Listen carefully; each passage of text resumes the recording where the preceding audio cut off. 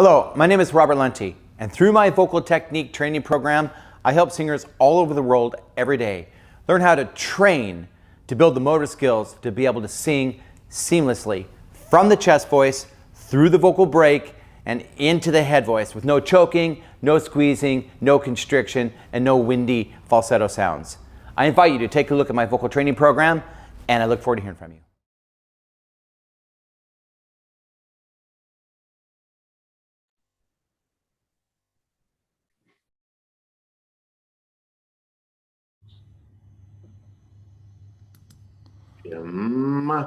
Hey, how are you? I'm all right. I'm super busy. And I'm owing you an apology for yesterday. Apology accepted. Not a huge problem. It was a confusing, but not. I was like, what is going on? Yeah, no, it's not like me. Yeah, I just got very focused on some other fires that were happening. But hey, let's focus on you for good 20 minutes or so. Okay. Yeah. So you got my my video there? I asked you to send me something. Is that and the one that you did you send something this morning? No, I sent something about 2 weeks ago. Right.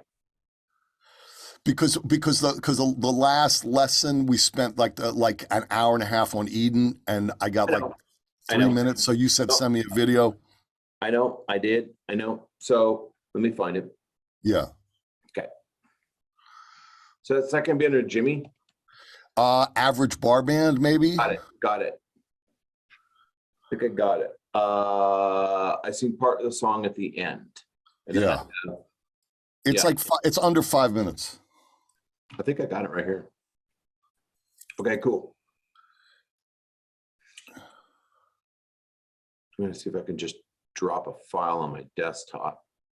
And I can't.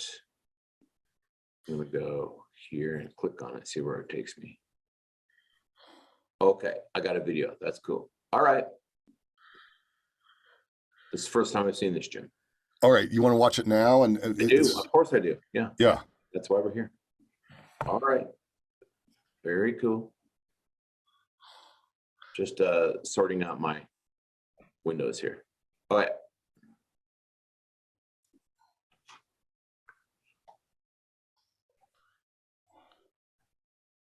You go away. And you go away.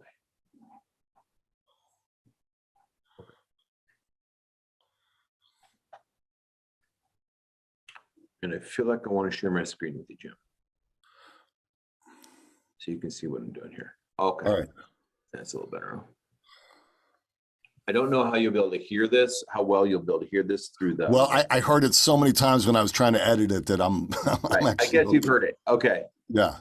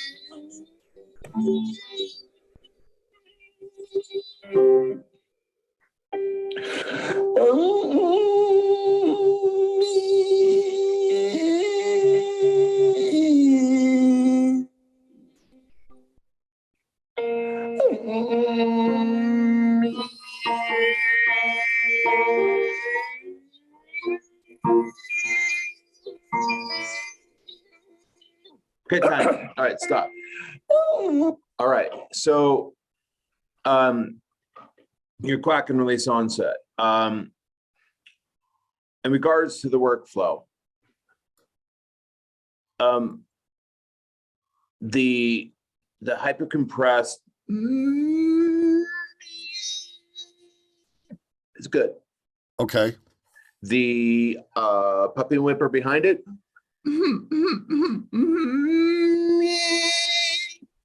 It's good. You cry Okay. mode? Yeah. So you're very conscious of cry mode and you're engaging it. You're feeding the vocal folds on that a little bit. Okay, actually a bit. That's good. Okay. That's good. But the challenge is that what needs to get better is you're a little erratic on the keyboard. You're a little all over the place by my standards, which is a standard that I want you to try to get to, in sense that I think you started off on the F, and then you sort of creeped up to an F sharp, and then you went down to a augmented fourth. Oh, this was like highlights. Like this isn't like a nose. I edited my routine because you said show me your best stuff. Oh, So- okay. Okay. No wonder it was all over the place. All right. Yeah. So it's a bunch of different clips because I was going, what was the best one? It's also a little disturbing that those were my best ones, but that was the best I could do. I mean, I worked on it for like a week and a half, and it's like, wow, I thought I could do it better than this, but No, come on, stop being so hard on yourself. Right. Now I understand why it was all over the keyboard. That's fine. And that is what I asked you to do.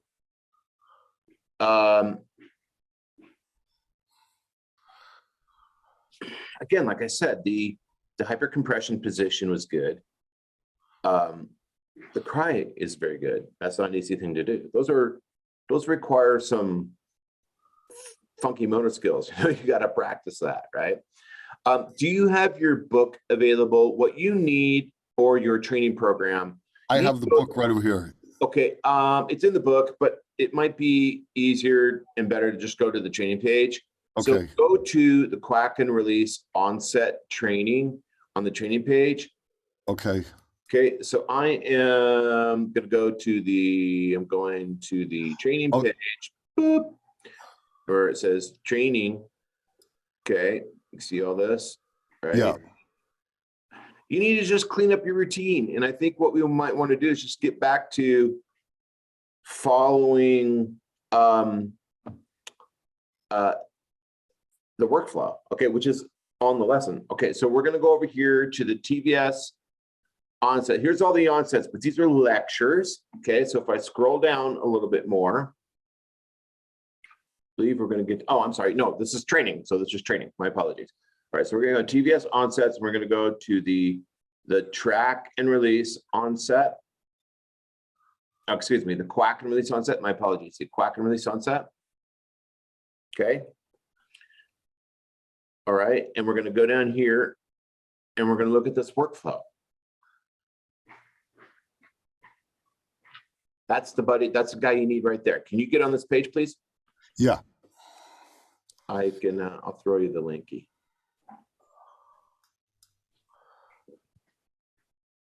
Training page, right? Yeah, training page. Training page, Quack and Release, TVS specialized onsets.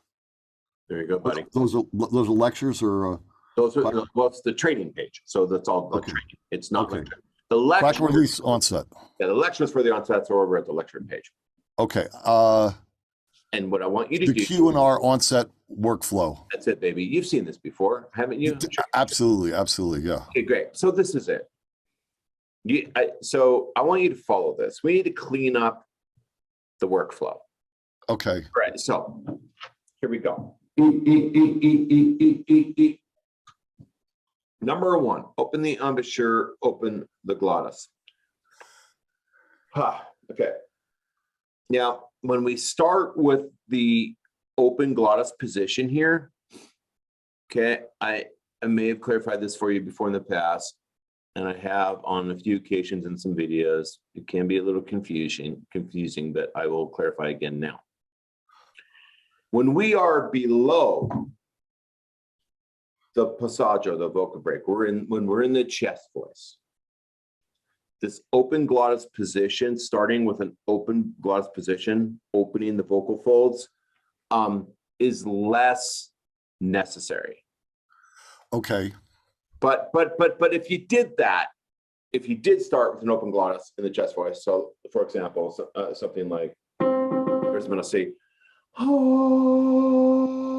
with falsetto. If you did that, it'd be okay. There's nothing wrong with that, but I just want to, there's nothing wrong with that at all. I'm just pointing out that that starting the quack and release onset workflow with an open glottis position is more relevant above the vocal break in the head voice. Okay. On my chest voice, it's fine. No harm in that. But if I'm in my head voice, it's critical. Okay. Does that make sense? In regards to step one of the workflow, are we clear on that? Yes. Open glottis is essential above, as you get into passaggio and above the passaggio. Is that what you said? Yeah, it's essential is the key word. Okay. When you're training the quack and release onset. So the quack and release onset, the benefits of the quack and release onset are to build the motor skills of vocal fold closure. Okay. It's building the strength of the closure and the coordination and the motor skills for bringing the vocal folds together.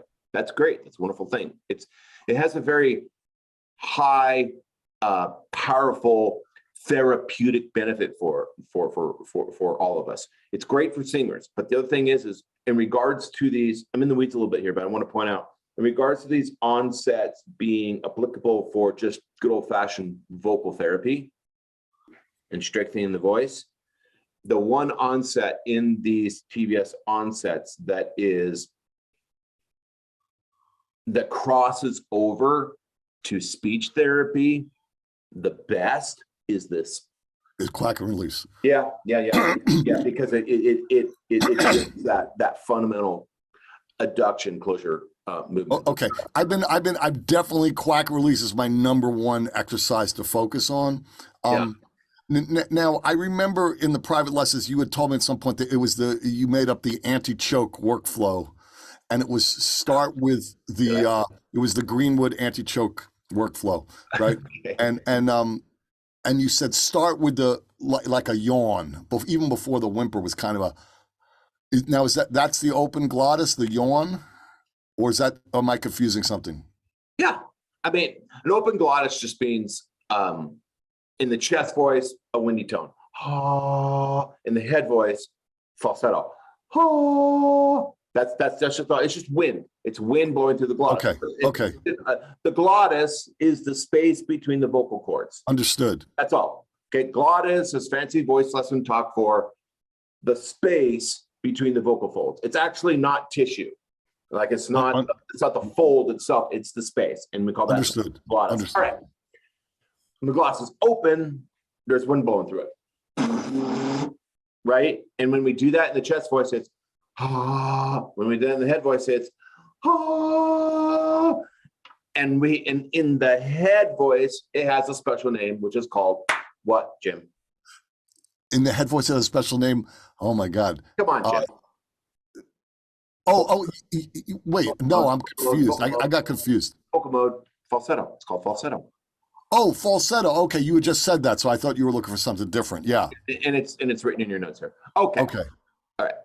So that's a little bit of lesson about the quack and release onset, which is really super great. Anybody's watching this, you do this workflow, you do this thing right here, I guarantee you, you will build very strong vocal fold closure motor skills, and that's going to help you sing better, like mad. And Jim's been doing it. Okay, Jim, let's focus on Jim. Quack all right. Onset workflow. Jim, we're going to go ahead and do the open glottis position, regardless if we're down or up. Okay, just to make a decision to move forward with it, so that we can remove that confusion that I was sharing with you. But now you're my student, and when you understand that. Okay, so first thing we're going to do is we're going to match frequency. Okay, and then we're going to engage respiration. Pretty simple. Okay. Okay. All right, so you started on the F. So I'll just start on the F. F is technically in the head voice. It's low, but it's in the head voice. But let's work with it, okay? It's a hard note to sing, by the way. That's I have noticed that. Yeah, you noticed that?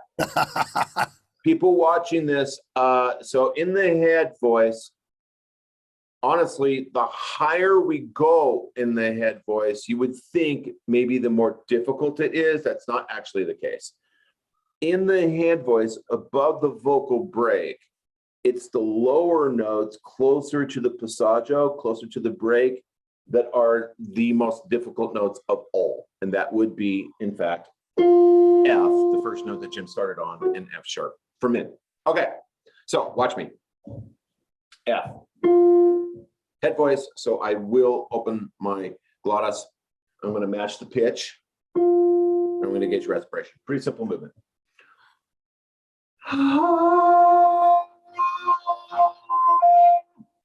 That's it. It seems like no big deal, but when you put it in the context of a workflow, it has to be done. Okay, so. Okay, that would be called wind and release. What you just did, wind and release. No. No. No. Okay, because I thought because okay, I'm getting lost then because Jim. Yes. If we were to go to the wind and release onset, Jim's confused about another onset that it's about wind. And it's called the wind and release onset. Okay, and the wind and release onset is just simply you start with wind. You start with an H. Okay, so Okay. I understand your confusion, Jim. So a wind and release onset is a true onset. Okay, I mean doing this, I'm doing this in preparation for the quack and release onset. It's no wind and release onset I want to sign up for. Okay. Okay. Okay. A wind and release onset has closure. It kicks ass. Okay. Like it's a real note. That's a wind and Okay. release onset. What this is open the glottis and blow some wind. Okay. Okay. So stay focused on the quack and release workflow. Okay. All right. Open embouchure.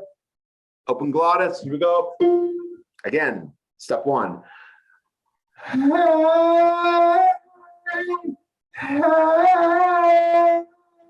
Okay, I'm deciding to go with A as my vowel. Add this step when above the passaggio into the head voice. Okay, see there, I point that out. I gotta read my own notes. All right, step two. Jim, are you with me? You understand? Yes. Okay. Yes. Step two in the workflow. Close the embouchure. But maintain an open gloss.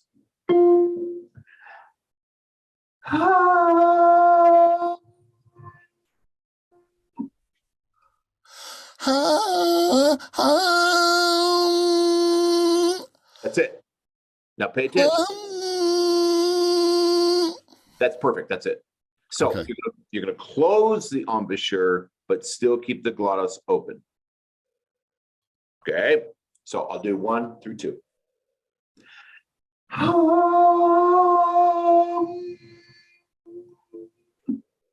Jim, your turn.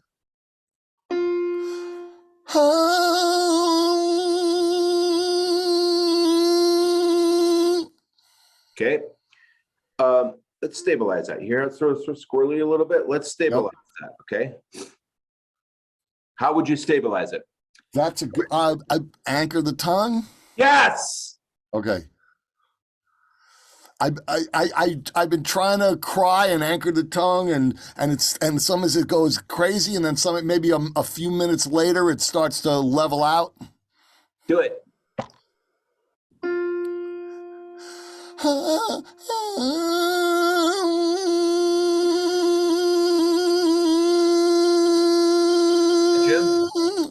Jim, a little better. Yeah. Again, let's remove some of that squirreliness. Leverage the tongue, maybe blow a little more air. You have a couple different levers that you can pull. Get that thing stabilized.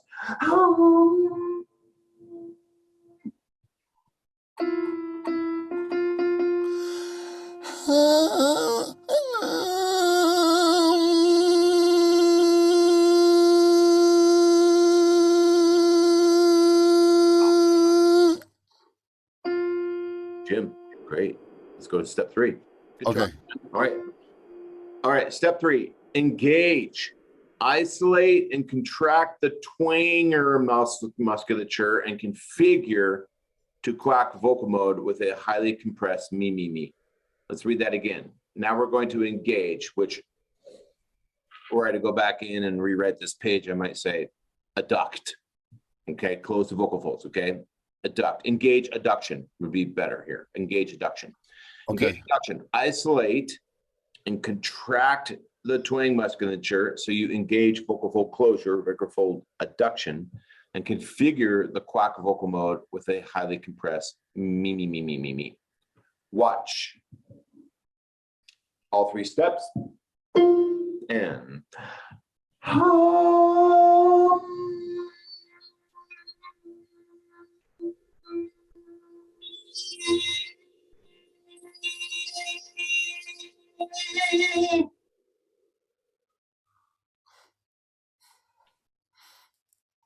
do it again.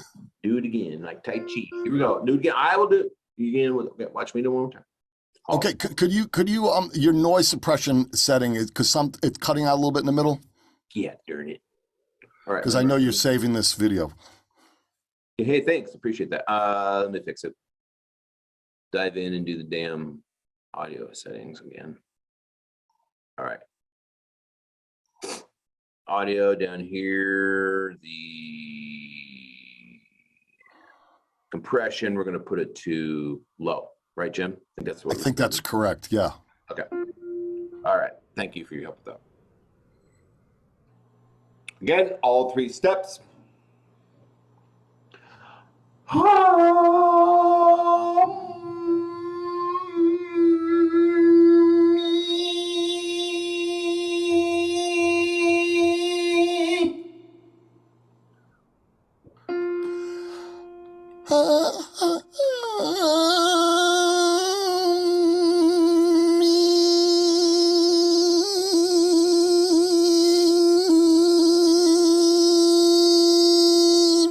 That is right. That is correct. That's the proper movement. Now, you'll notice that on your hyper compressed me, me, me, it's still a little bit windy. All right. You know, see how we're isolating the problem as we go through this? It's a little bit windy. You know, we don't want that. So do it again. Step 1 through 3. And when you get to your me, me, me, me, me, me, me,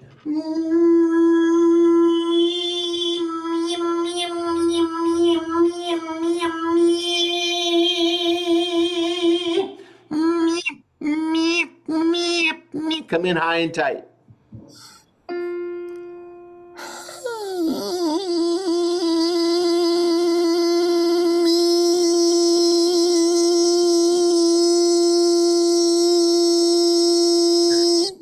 Better, Jim. Better, Jim. Okay. Now, the reason we're doing the workflow is to clean it up.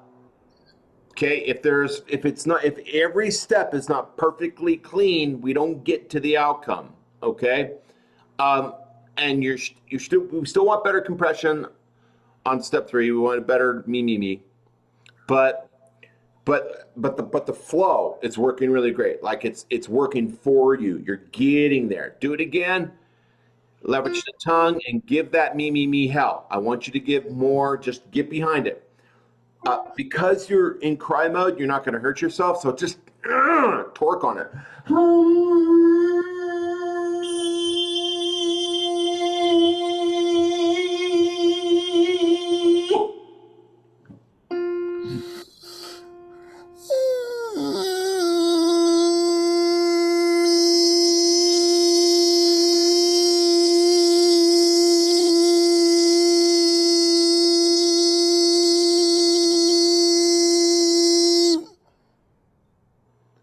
Same as the last. It's good workflow. It's the right movements.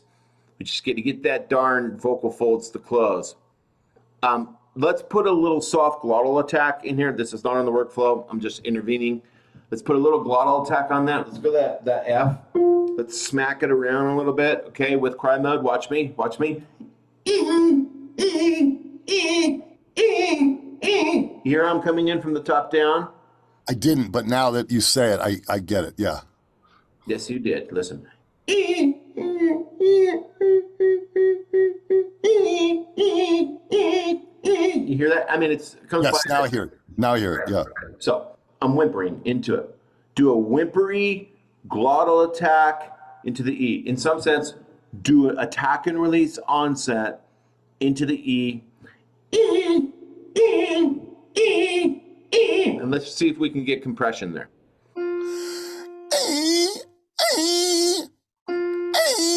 No. Don't drop your jaw. Keep it isolated.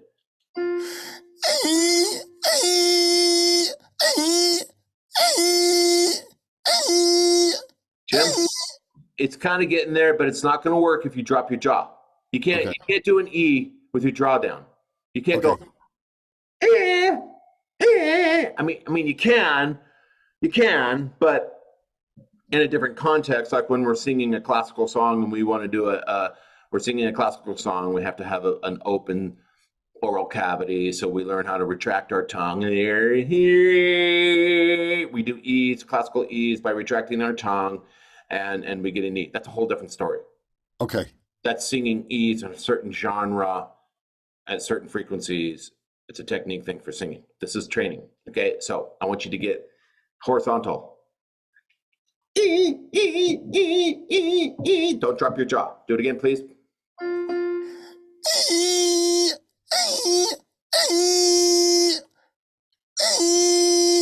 There you go.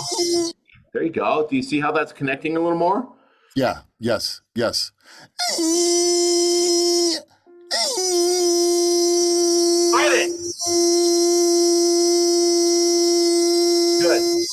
Good. And when you're in, don't let go. Don't do this. And weaken the position.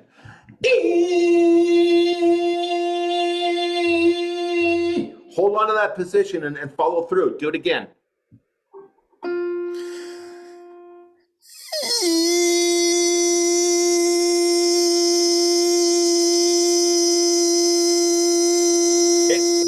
Good. Do it again. You're a little flat. Tune up. Tune up.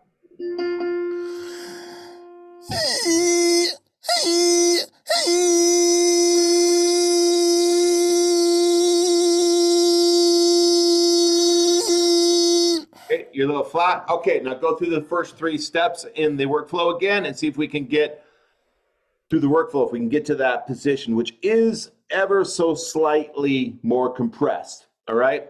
So take a lesson from this. We got in the weeds a little bit there, but it's an example of how the onsets can be used as tools if you know how to use them and you understand them. Okay, so something you did, Jim, don't forget to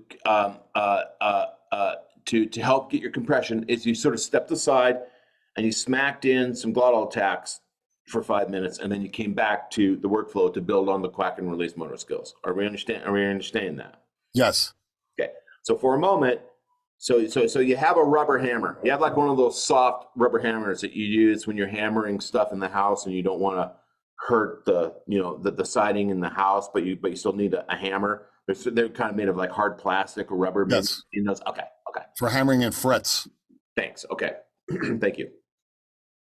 You got one of those. So you're working on those. And that's what you're doing in phase 3 of the quack and release onset. Because you're coming at it from a different angle, a different context. You're coming at it in sort of a soft, movement. You're romancing it in a sense.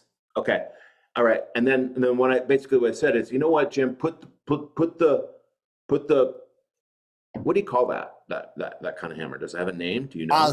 I think they're called in fretting. I think they're called soft blow hammers, like the plastic.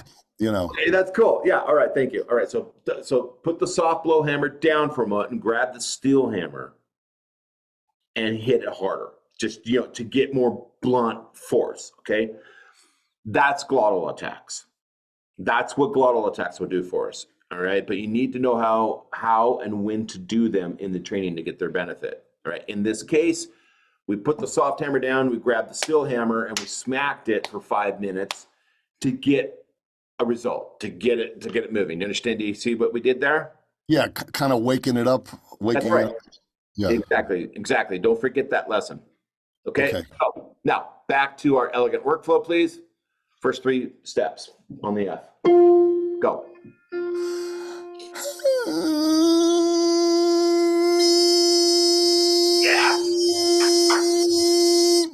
Yes.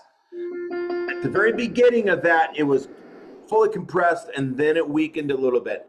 Follow through, Jim. I think one of your challenges, Jim, is that you subconsciously, and all students do this to some extent. This is a very common thing that I see. Out of the gates, in the first second, students will often be in the right position. They'll have the compression, whatever it is that we're working on these onsets or whatever. Out of the gates, everything will be just right. And then what happens is, kind of because you're not paying attention, you sort of land there and then you take your eye off the ball and it just sort of weakens, okay? But it doesn't have to, Jim. Yes. So I want you to focus on, you gotta maintain that same level of compression and muscle and tongue leveraging, all of that. You gotta maintain that entire onset package. We call it an onset package, don't we, Jim? Yes. All the elements that we're talking about here, all the elements that are, wrapped about in this workflow sequence we give them a name and it's called an onset package, all right? So you got to maintain all of that all the way through for 5 seconds or however long you're going to hold it. And if we take that lesson, if we take what I'm describing there and we throw it into the context of singing songs, especially in the head voice, it's exactly the same thing. When you're singing above the head voice and you're doing this really difficult stuff, and when you're belting in the head voice, it's a lot of physical exertion to maintain the phonation package, okay, above the passaggio, okay, and to get that done. It's very athletic. It's not easy.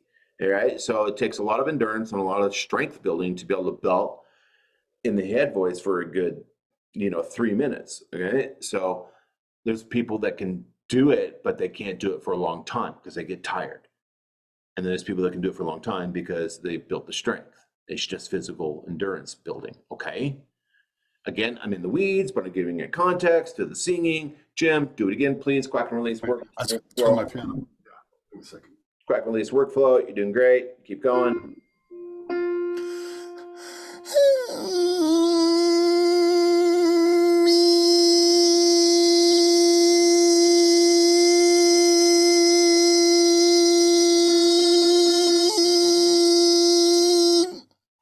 One more time, please. We want the buzz. We want the we want to hear and feel the zzz. It needs to sizzle. No wind, no puffiness. Go.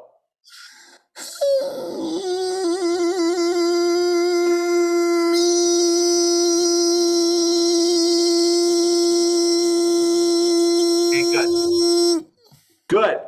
Jim? Yes. I'm really proud of you. You're there. You're almost there. You're on the 5-yard line. And we heard the connectivity, the perfect connectivity 2 tries before. Okay, you're almost there. Jim? Yes. In the shower, in the car, walking down the streets of Manhattan, on a boring date, when you get up in the morning, you're Mr. Buzz-a-lot. Okay. You're Mr. Me. Okay? Okay. Jim, repeat after me. I'm Mr. Me. I am Mr. Me. Yes! Okay. Hey, I'm happy that you said the 5-yard line. I'm like, oh, wow, this has been a long slog. I changed since I made that video that I sent you. I changed, and I don't know if this is a good idea, but I was getting frustrated about F4, F sharp 4, and G4 because those are that's like the weakest part of my whole range. And I just started warming up with track and track, 4 minutes. and then just immediately go into Quack and release on those notes, you know, Right. and just like trying to, man, I just feel like if I could just unlock it, it would open up my whole voice, you know? Yep. That's it. That's it. That's the same journey I'm on, and the same journey all male singers have been on to one extent or another. And those that really end up getting it, really end up getting a nice, clean, connected registration between the registers, in a way that it truly doesn't only sound like one voice, it really does become one voice. Are those that came to that point, are those that in the shower, in the car, were absolutely obsessed with not being defeated by F4 and F sharp 4? You know, I mean, seriously. So if you can get E, F, F sharp, G, E, F, F sharp, G, F sharp, F, E, if you work on those 4 notes like a nerd in the shower, in the car, walking down the street, with the right techniques, with techniques that actually build the strength and the motor skills, like what we're doing right here. And I have to say, I'm really glad that we're on the workflow. We've been a little bit half-assed, a little bit sloppy, just a touch recently. And I'm proud of myself. I'm actually proud of this. I'm looking at this thing, and I did it 5 years ago, and it's great. This is great stuff, man. And Well, so, it's working. It's working. I know. So, anyways, Jim, winning the battle, winning the war against E4, F4, F sharp 4 as a male singer that wants to get above the passaggio is a big part of the journey. Okay. Talk to Sergio Calafiera. Talk to, other Draven. Talk to other really great singers. They'll all tell you the same thing. Okay.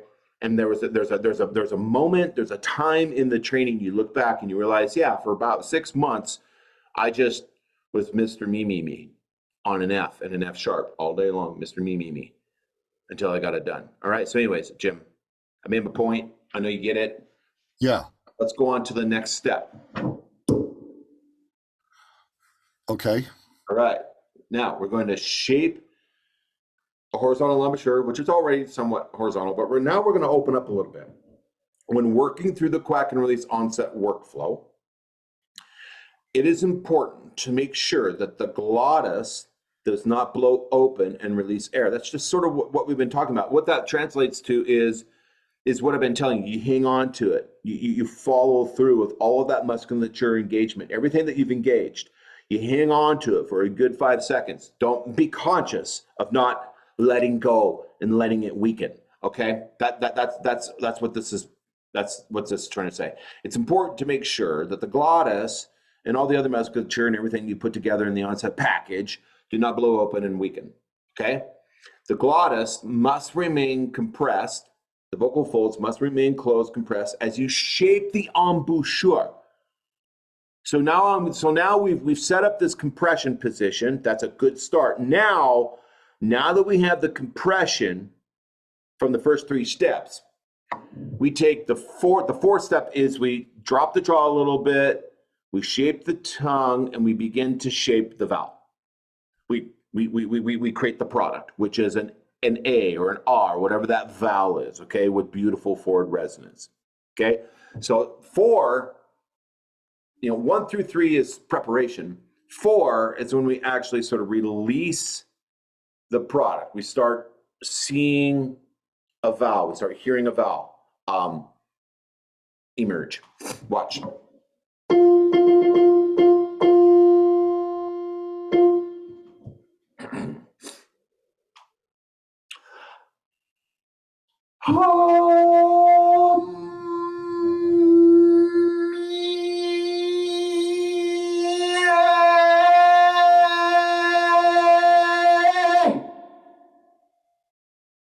Again.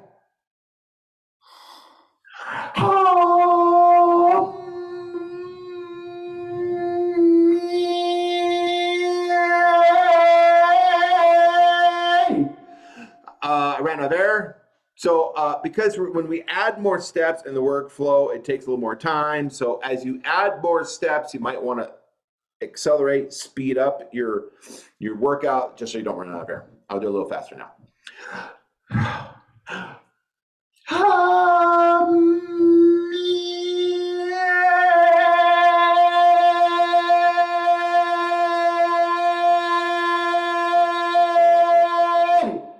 That's a pretty decent low F, and it's a good one. You take that sound that I just gave you, and you just snip it on the ends. You drop that in. That's a tone you could use in a song. That's a singing tone. Okay, Jim. So there's a workflow inside the workflow. Okay, subflows. Subflow workflow. Drop the jaw. Bite upper lip, right, Jim? Show everybody how you do that. Yeah, that's it, buddy. That's perfect. That's perfect. Maintain the preferred training vowel. A as in steak and eggs. That's right, baby. That's right. And really, I want to encourage everybody. You can train any vowel. If you trained any vowel, it would be helpful. Okay. So, but you will see in the TVH training system a bias towards A as in steak and eggs and ah. Okay. As in father-in-law. Okay. Why? I could go into a big explanation. I don't want to do that right now, but it just so happens that A and ah are, if you have to make a choice, they're the vowels that you want to train with first. They help develop certain fundamental skills and strength with the mechanism in ways that some of the other vowels do. But don't let that take you down a path of never ever training the other vowels. Jim, make sure you train an oo, train an train an train an ah once in a while. Okay, it's important, but the program's big enough already. I couldn't do this for every single vowel. There's 10 training vowels, and it would just be like way too overwhelming. Let's just focus on these two. All right. So you're going to release through the vowel. And Jim, I'm assuming you're going to go for an A, and then Yes. Here we are again. Maintain the vowel and vocal fold closure. Don't let your voice get windy. Don't weaken. Okay. And then step 5. At this point, you're pretty much 90% there. If you wanted to go a little bit further and anchor a little bit more, you would anchor and dampen the larynx. Okay, to add a little bit of warmth. You know sort of what that's about, Jim. And then tune. Tune just means now you're there. You just tweak it. Can I make it a little warmer? Can I make it a little bit prettier? Am I a little flat? Do I just bring it up? Do the final touches. That's all what that means. Okay, watch me do the whole thing.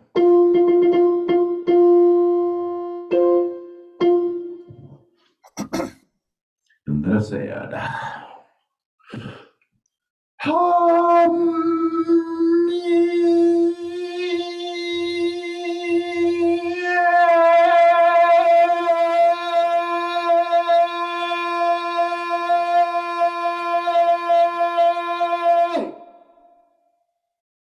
That is a Quack and release onset that takes me on a journey, and in the end, I've got arguably a pretty darn good A on a low F.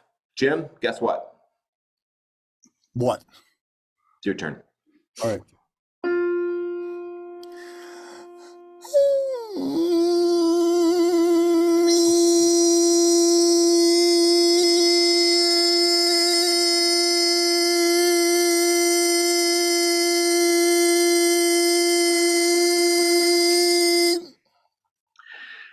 And this is a challenge that we've had with you.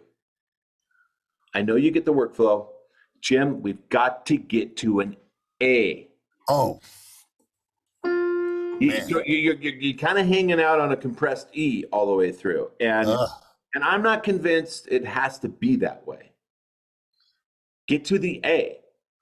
Okay.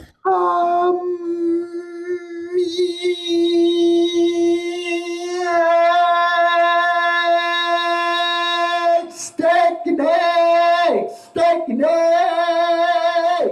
yay! A. Jim? Yeah, I've probably been doing that for months. No, you always do that. Honestly. you hang out on E's way too long, Jim. You've got to. I think it's partly because you're just not paying attention to your vowel. When you get to the end of your journey, you're not asking yourself critically. You're not critically asking yourself when you get to the end of this workflow, when you get to the journey, is this in fact A, or is it really an E? I don't think you're doing that. I'm not, to tell you the truth, until you said it. I was like, I've been thinking about, other stuff. I'm sure. I know. You're thinking about all this other stuff, and that's fair. That's fair. There's a lot to keep in mind. When you're training this way, in the beginning, it's very much a multitask experience, isn't it, Jim? You're trying to remember everything. It's a big deal. And that's one of the, you're kind of a beginner or a novice at this workflow stuff. If you're still conscious and you're still consciously, your self-talk is consciously saying, shit, this is multitasking. There's a lot to remember. If you're still saying that when you're training this, you're still sort of in that beginner novice stage of getting this down.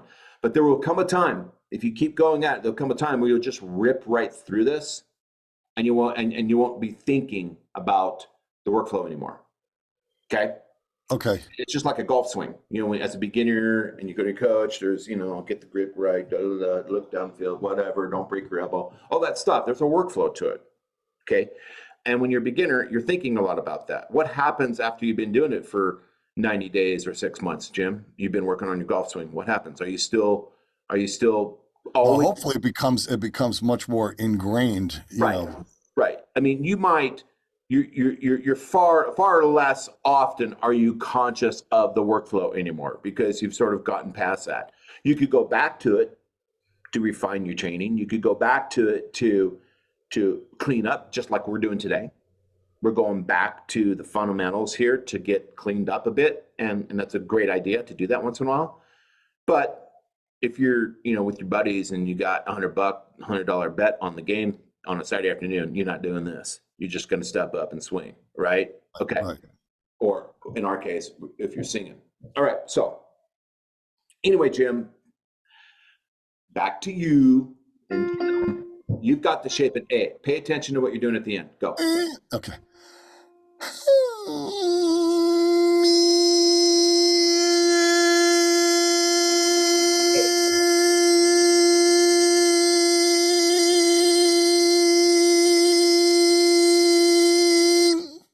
All right.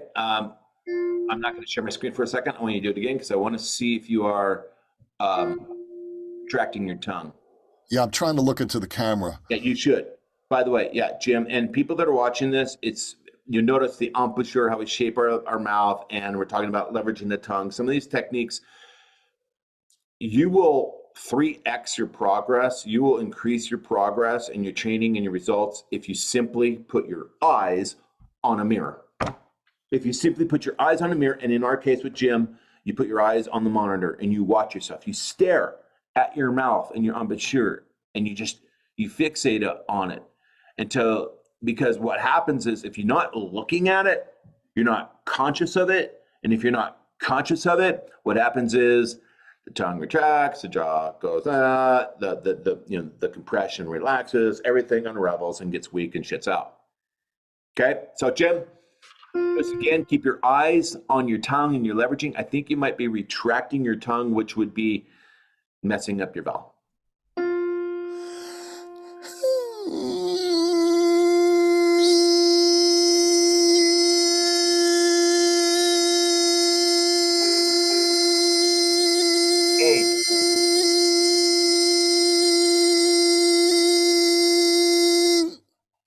Okay. The workflow, you're what you understand the lesson and the workflow is great. I give you an A+. And that's the first ever. That's the first time. Is it? Well, it's only because actually I don't think that's true. That's not true. It's not true that that's the first time you did the workflow great. That's not true at all. No, the A+, the A+. That might be true because I give a lot of A-minuses, don't I? I'm a tough cookie. I give a lot of A minuses. Yeah. But if I hear an A plus, I'm going to be fair. A plus in the sense of your execution of the technique and the workflow. Okay. So let's stop and just appreciate how important it is that we go back to the fundamentals, we go back to the workflows, and we clean up things and we don't do things half-assed. Okay. So that's a good lesson for both of us. Okay. Because I'm your coach and I've allowed you to sort of, let's do Quack and release onsets, and we were sort of not being as disciplined about it. Okay, today we are, and we're getting. It's reminding me of how important these workflows are. Okay, all right. Now, but still, you're not in the end zone yet. You've got to get that E into an A, Jim. So, oh, really? That wasn't a. No. Okay. So let's do some onsets that are a little bit more aggressive for the moment. Quack and release is a slow process. It's this thing that builds motor skills. It's this thing that cleans things up. It's this thing that we see the benefits that it's doing. But now I'm off the lesson of the Quack and release onset workflow at the moment, and I'm on just sort of, I'm riffing now to see if I can get Jim to get an A. We need to come up with some ways to get you to feel and hear an A on the F. Okay, so first thing that comes to my mind is back to the glottal attack, back to the attack and release onset. Anchor your tongue, please. Shape your embouchure, monsieur. Hey, hey. Yeah, that's right. So watch. Remember, whimper from the top down, otherwise you'll hurt yourself. A glottal attack can be fatiguing. You could potentially hurt yourself. It's super rare and almost impossible, but it's possible. Folks, when you're doing an onset, a glottal attack, which is just an aggressive start into a vowel. Okay, but you'll be totally safe if you cry into it. You gotta get into a cry mode, and then you're totally safe, and you can work it hard. So, Jim, we're going to do attack and release onsets on an A into the F with a puppy whimper on the front end. Watch me, Jim. 5. A.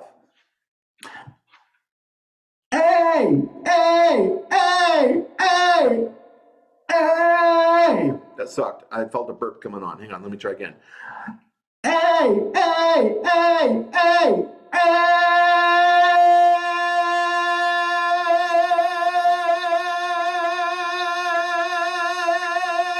Yeah! There you go, Jim. 5 attack and release onsets into the 8, please.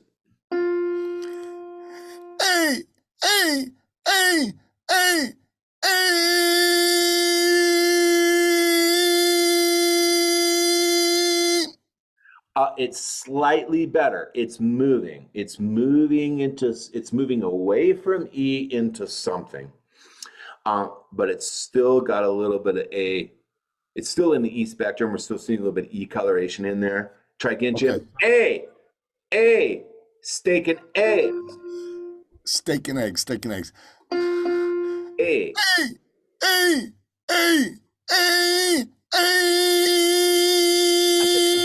I get it. I understand. I see what's going on. I should have noticed this earlier.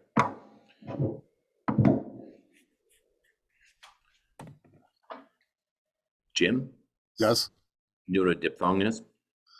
I think it's two vowel sounds in one word. Good. It's good. Jim? So when we do, yeah, you're right, Jim, that is.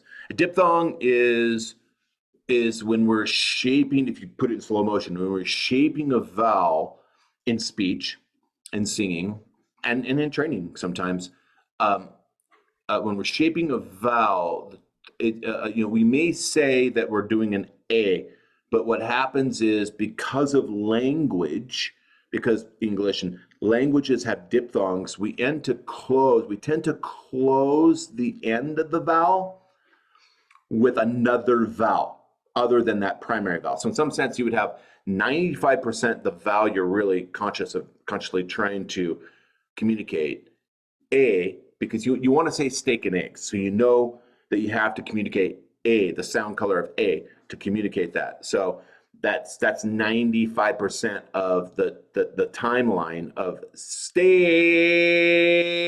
and eggs. Okay, it's A. However, in order for steak and eggs to truly sound like steak and eggs in English, we've been trained since we were babies to add a diphthong at the end of the A. So that final 5% actually is another vowel. So I'm going like staya, or something like that. Jim, yes, something like that. You're understanding exactly what I'm talking about, okay? However, it's that diphthong. So what Jim was just describing, folks, is staya. He was imagining that the diphthong would be the that last little vowel at the end to make the communication complete. The only thing that wasn't correct about that, Jim, you understand what a diphthong is, but it's not an The diphthong on steak and eggs, think about it. You tell me. Slow it down. You tell me. Steak. Stay.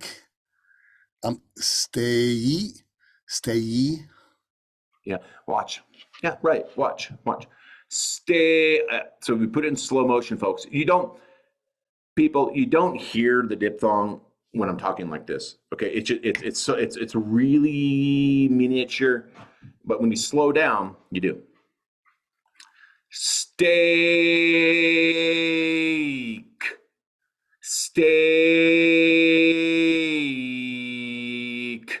and eggs. Steak and eggs.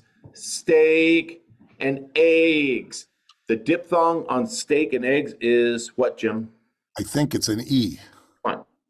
It's Jim. Do you think it is? Come on. I hope that is. And eggs. Tell me. Try it. Slow down. Steak.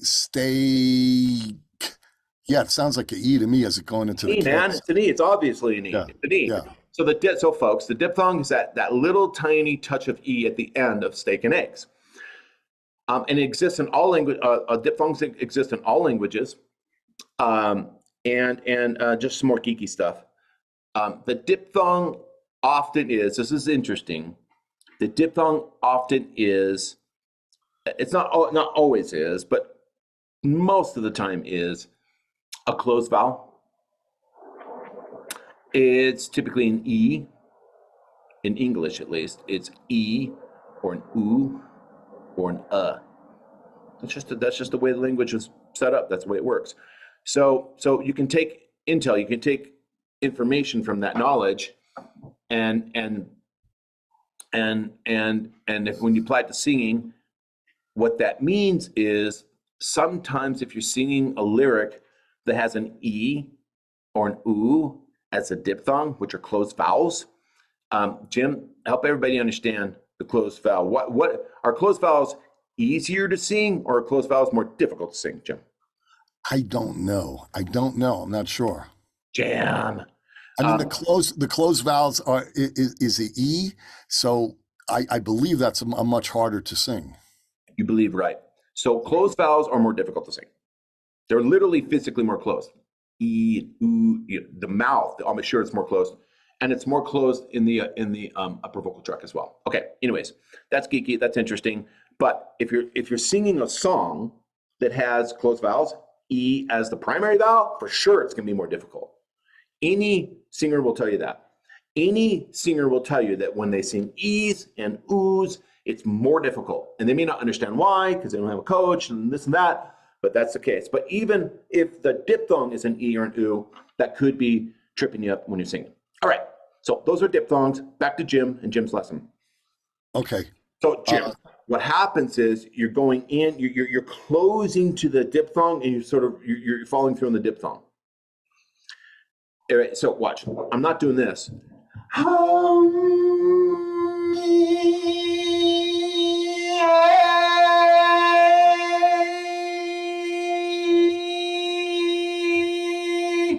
That's what you're doing, Jim. Okay. You're closing into an E, and the reason you're closing into E is just simply out of habit by speaking English for 50 years. That's all it is. That's all. It's just out of habit, okay?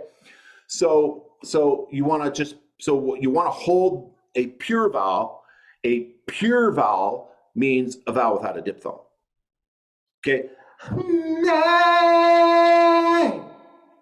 Actually, that had a little bit of diphthong in it. That's a pure vowel. Okay? Not always, but when we're training, not when we're singing, but because when we're singing, we're communicating a language. We have to have diphthongs. But when we're training just vowel colors, it's a good idea most of the time to be conscious of softening the diphthong, at least removing it or at least softening it. Jim, go ahead, please. Try it.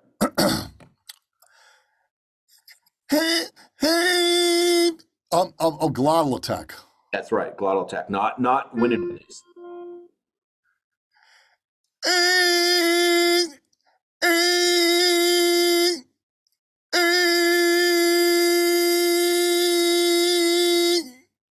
Okay, it came out as an A and then started shaping into an E. Hold the vowel, Jim. Hold the vowel. You've heard me say that. When I say hold the vowel, that means hold that coloration of an A for 5 seconds. Don't let it morph into something else.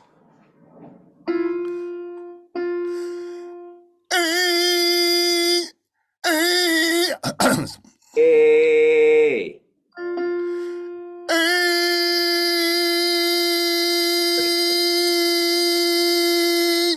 Good one. A. It felt nice and solid. I mean, for an F4 for me, that was pretty solid. I know of that. I mean, and you've got compression and everything else, and the pitch is right and everything else. That's because of our workflow. So all this other stuff we could have spent an hour talking about is in line. We're at the end of a long journey here. I mean, you literally have coordinated and motor skilled about 8 things here. Okay, so you know, hats off. Just darn it, give us an A, not an E. A, steak and eggs, steak and eggs, steak and eggs. You might try that, Jim. Steak and eggs, steak and eggs, steak and eggs, steak and eggs. There you go. Sustain the A so that you can sit in it and work on it, right? Steak and eggs! Steak and eggs! Steak and eggs! Steak!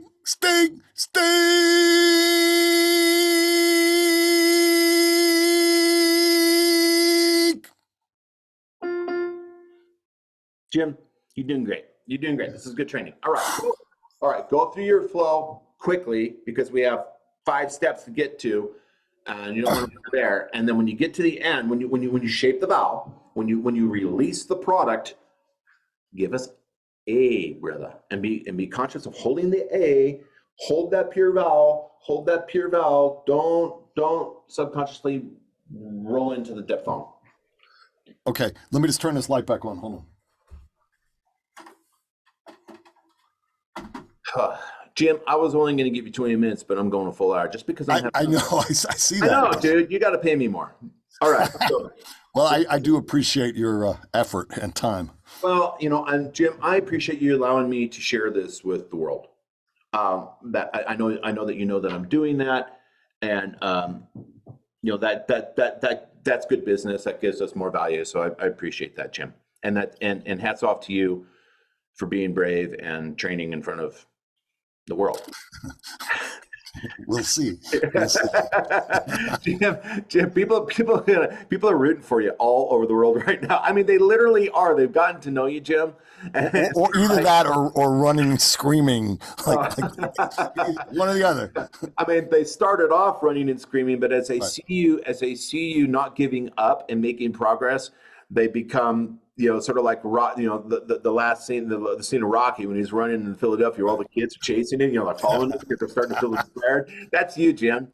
Well, I hope so. That would be great. That would be Okay. great. All right, now I forgot what I'm doing. We're rooting for you. You're doing a quack and release onset, and the training vowel will be A, and therefore when we get to the end of the workflow journey, we're going to hear an A, not an E. Oh.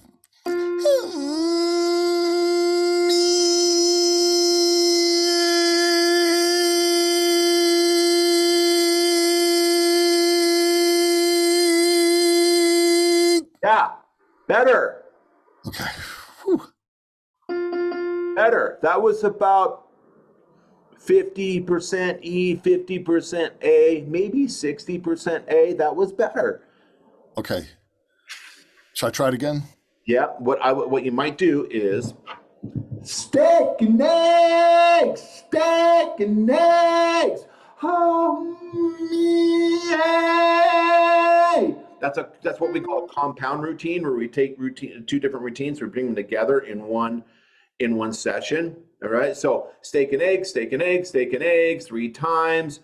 Then your workflow into an A. Steak and eggs, steak and eggs, steak and eggs 3 times. We're building motor skills and muscle memory, and then into the quack and release onset. Go, Jim. Steak and eggs, steak, eggs, steak, eggs.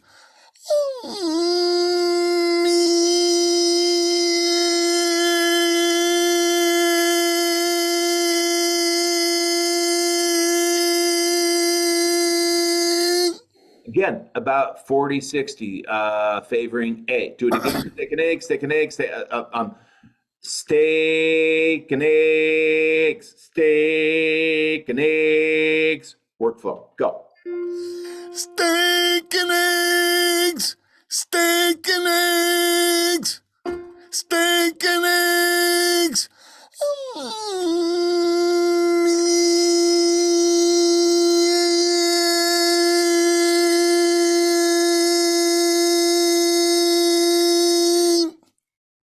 All right, good. It's more A-ish. And then what I would do with you is I would do a compound workout that would be, I would do a compound workout. Write this down, Jim. You got pen and paper?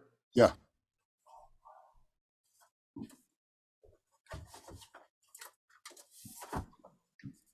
Jim, do you know what this is? Shop. You know what it is. I've taught you before. What is this, Jim? I'm not sure. I'm going blank. Jim, it's the tough love chopper. Oh, okay. All right. You knew that. Come on, It's coming Jim. back to me. It's coming We've been back. together for so long now. Don't let me down. Okay. All right, write this down. Quack and release onset. Number 1, quack and release onset workflow. Geek out on it. Okay. Maybe even take that off the page and copy it. Okay.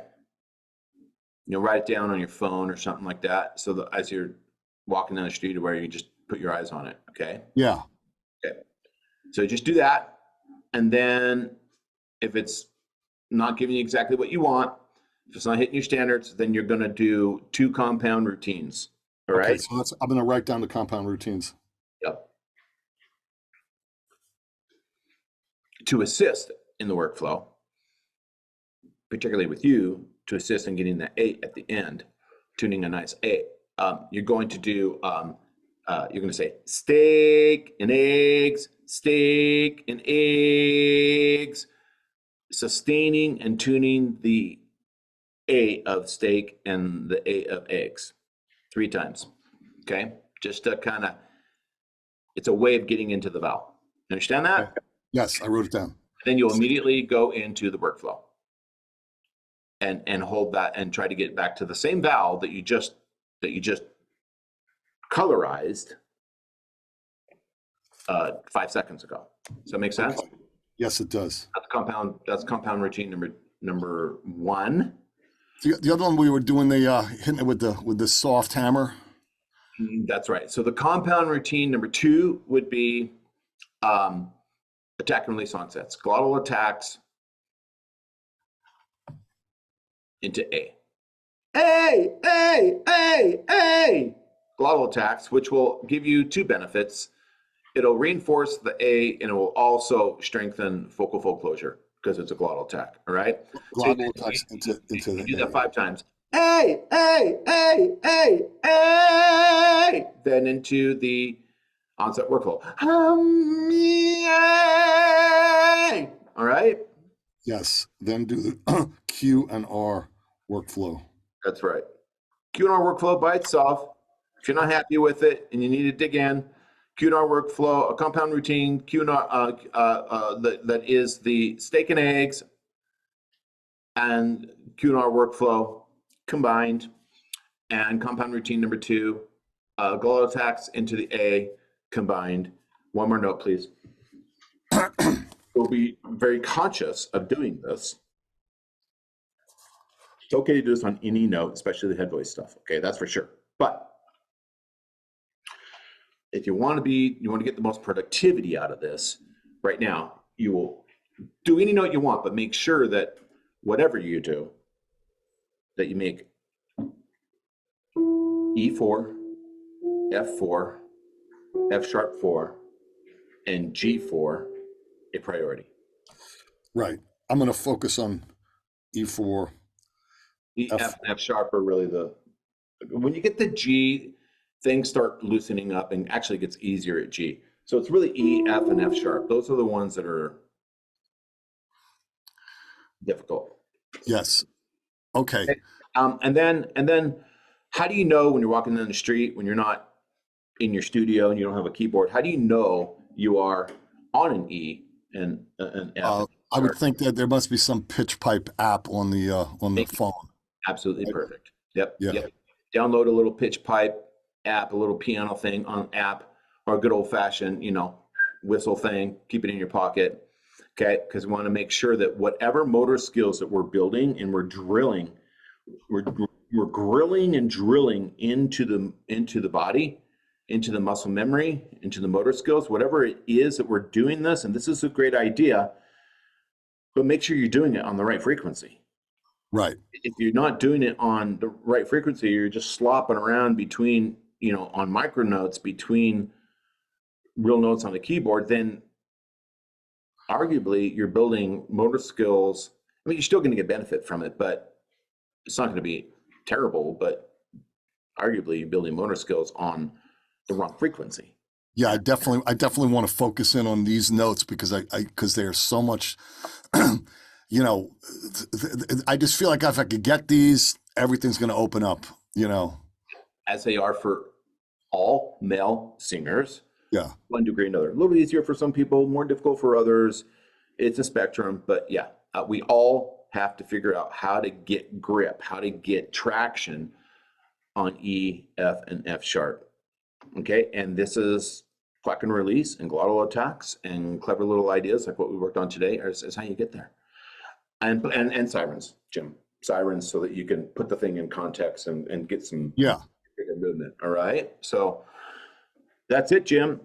And that was great. That's great. Yep. That was a good lesson. Yeah. Now this will be on the you're going to post this on the training page, the private classes, training class, the online class. Yeah. All right. Good. Cause I'm going to have to review this. Yes. I will be posting this on the live training playlist at YouTube and inside the resource page for the live training program. Okay. All right, great. All right. So, see you in a month. Yep. All right. Thanks a lot. This was great. This is great. I feel good. You did a great job, Jim. You're a good student. Thank you. I love your enthusiasm. I really like how you're like really into it and you're really trying hard, and it's good. It's good.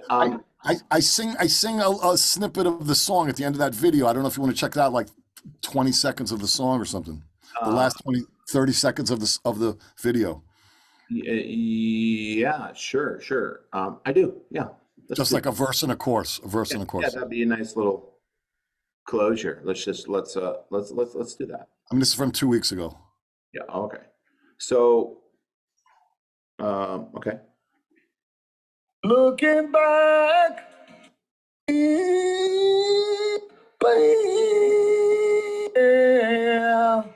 look here. That's the beginning. Looking back. Is that the cue right there? Yeah, that's the beginning. Yeah. Yeah, it seemed like it. Okay, I already like it. Yeah, I mean, you're a good singer, Jim, by the way. Well, I guess we're all here. I mean, it's over my shoulder.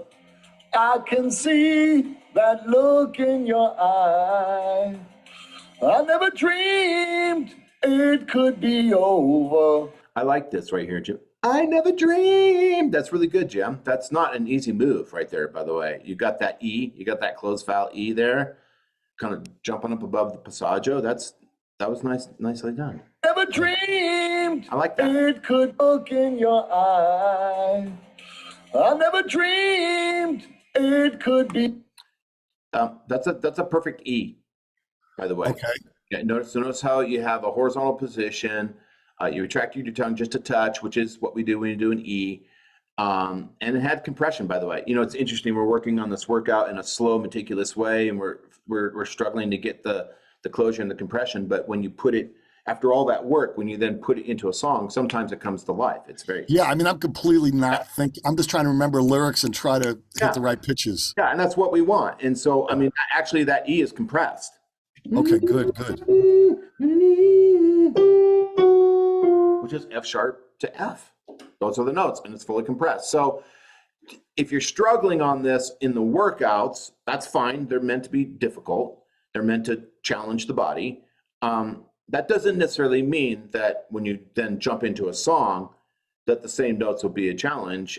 Sometimes they in a song, because of where you're coming from, where you're going to, the context, the vowels and the consonants and things that you're working with in the lyrics, different variables will in addition to just having fun and just singing the song and being sort of free from the workout experience, results in it coming together, just like we're hearing with Jim here. This is a good example. Yeah, I'll put in a quick plug, which is I couldn't come close to singing this before voice lessons, not even close. So even if it's not perfect, this is a huge improvement from before I was studying with Coach Robert. Yeah, thank you. Thanks, Jim. He's right about that. Yeah. The only way I could sing these notes was with falsetto. That was it. Yeah, windy falsetto, pushing or breaking. Yeah, it was a mess. It was an absolute mess. You're right, Jim. And to be completely honest with you, Jim, when I just heard this, I never dreamed it could. When I heard that, the first thing I thought to myself was, literally, I thought to myself, he couldn't do that when we first met. No, I was like, wow, that's actually real, tangible, solid, evident improvement. Yeah, it's cool, Jim. Yeah, the second section, which is in here, actually goes up to a G sharp. Be over. Yeah. I never wanted to say goodbye. Looking back over my shoulder with an aching deep in my heart. I wish we were starting over. Oh, instead of drifting so far apart. Thanks, Jim. Everybody told me you were leaving. Funny, I should be the last to know. Baby, please tell me that I'm dreaming. I just never want to let you go. I went a little flat a couple places. Yeah, you did on go. Go, go, go, go. Try that onset. Go, go, go, go, go. Let us get the right notes. Go, go, go,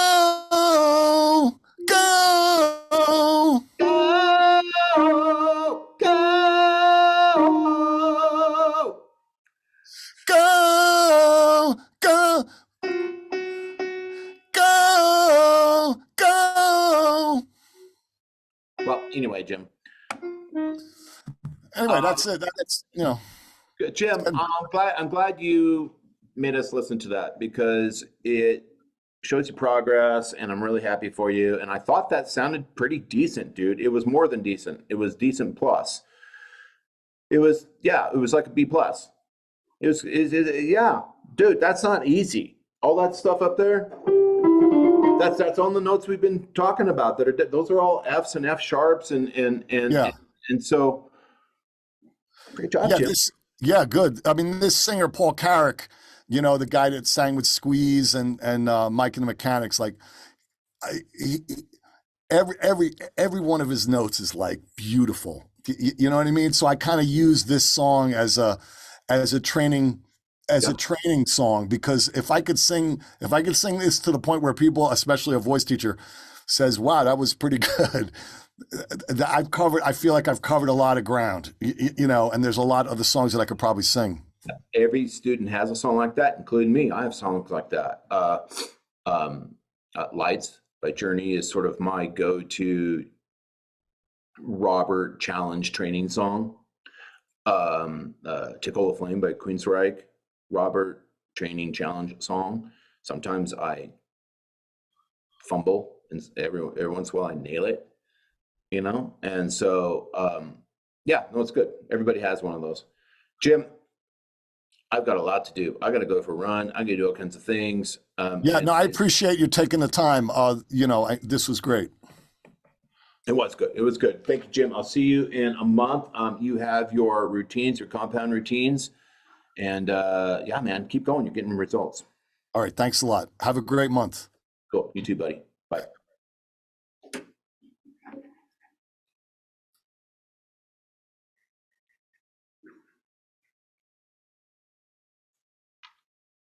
Good.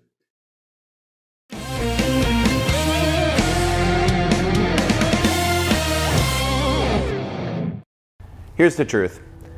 80% of you are still choking, squeezing, pushing, and have instability problems when you sing high notes, especially when you try to bridge and connect from your chest voice to your head voice through the vocal break. Now, for men, that bridge position tends to happen around E flat 4. For women, it's about 5 notes higher, give or take, and it happens around B flat 4.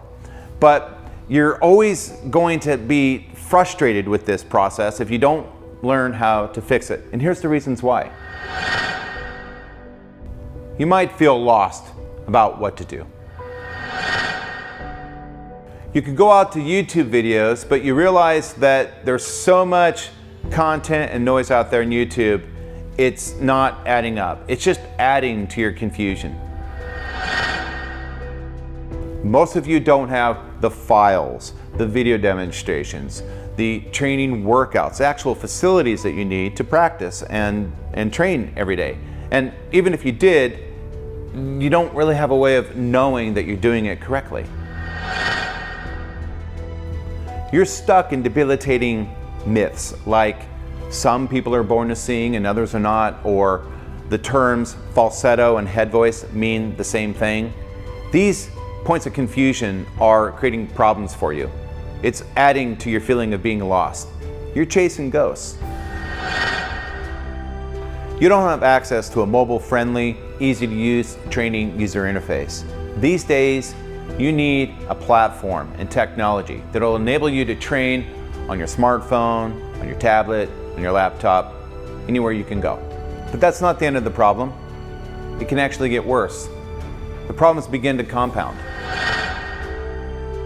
Even if you are currently training, you know that some feelings that you're having inside your voice when you're training and working out, these feelings of little tiny muscle contractions and resistance, they're confusing. You don't know if those feelings are correct or not. You don't have anybody to check in with to make sure that the things that you're doing on a weekly basis are correct.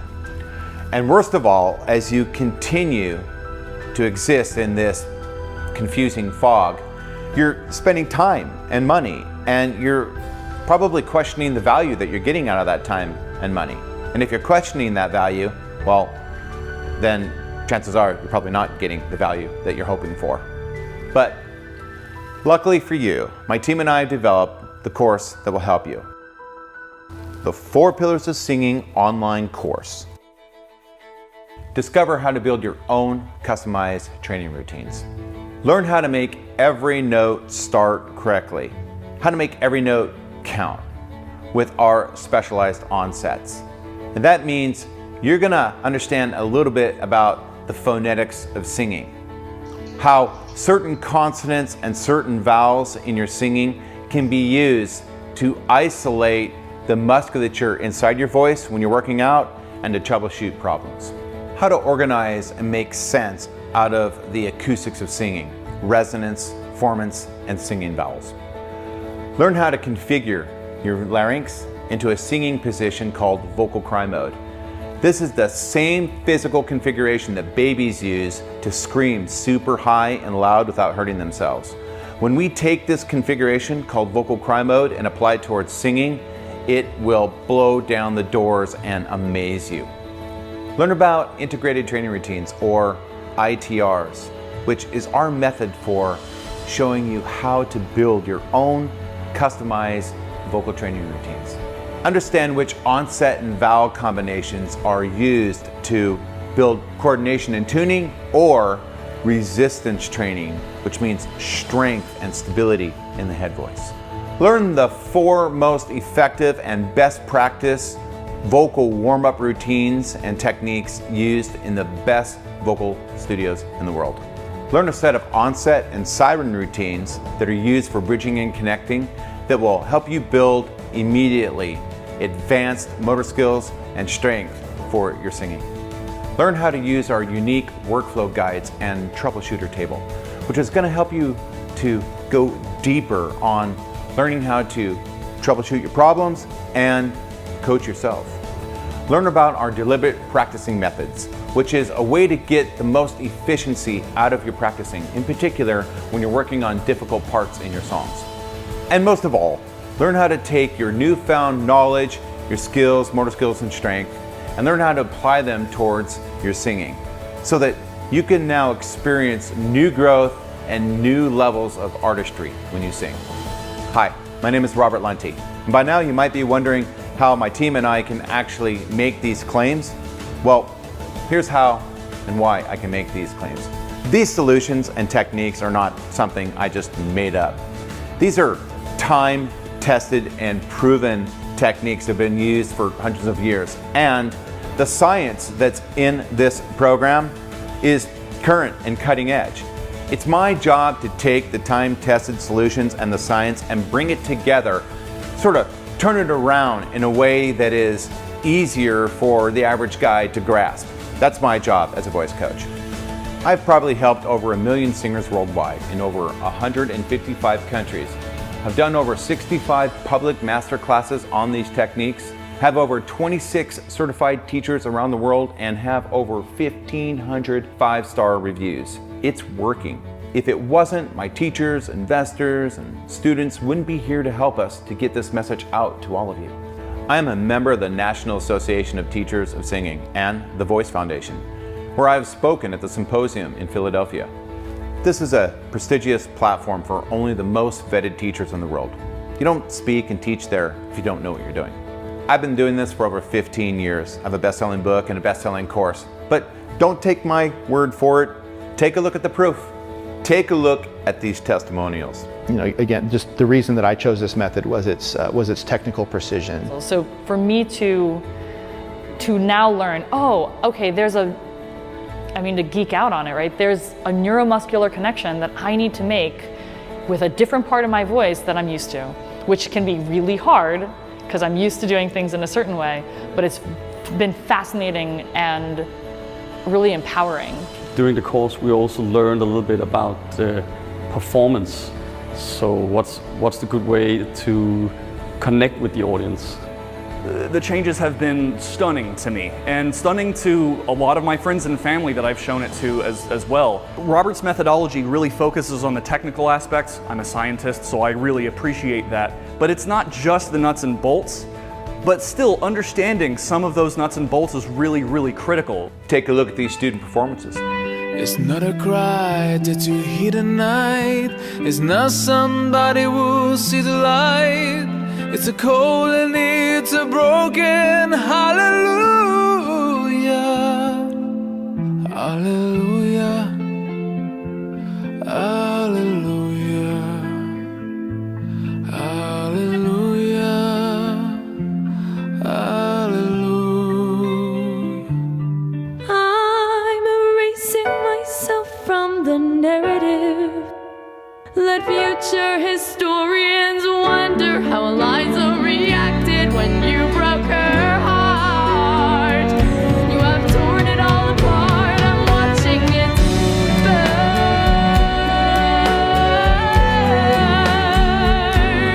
Watching it burn. The world has no right to my heart. The world has no place in our bed. They don't get to know what I said. I'm burning the memories, burning the letters that might have redeemed you. You forfeit all rights to my heart. You forfeit the place in our bed. You'll sleep in your office instead, with only the memories of when you were mine.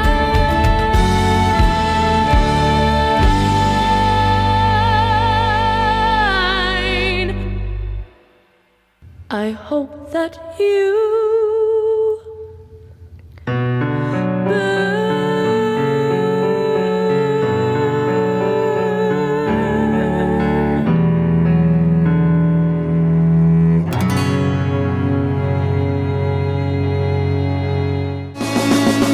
Safe in the light that surrounds me, free of the fear and the pain. My questioning mind has helped me to find the meaning in my life again. Victorious, real, I finally feel at peace with my girl in my dreams. And now that I'm here, it's perfectly clear. I found out what all of this means.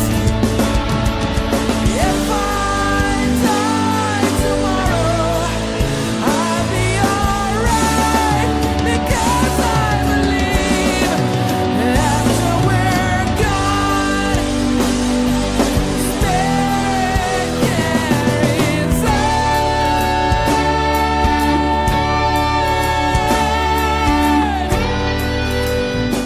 99 days of rain keep showing me the heart can break 100 ways. And 99 days of rain, yeah.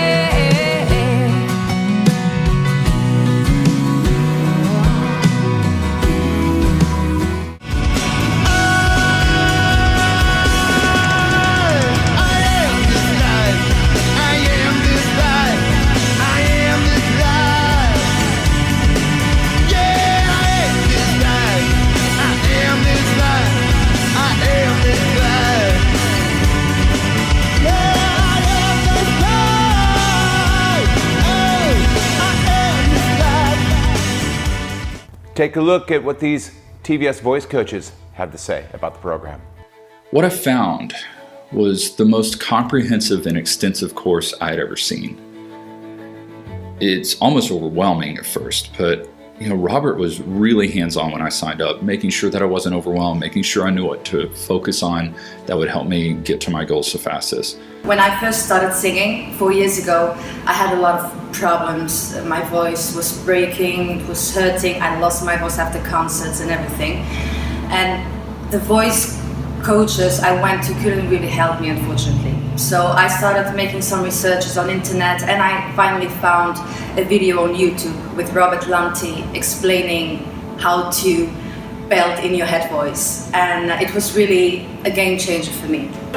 So these guys have got the goods. They've been telling me about their methods and the way that they're going to be teaching, and I think it's something that I would urge anyone that's serious about singing to look into, because I think it's going to be a really, really cutting edge kind of system and kind of teaching and education for anyone that wants to sing, you know, from a Friday night in a bar to the stages of the world.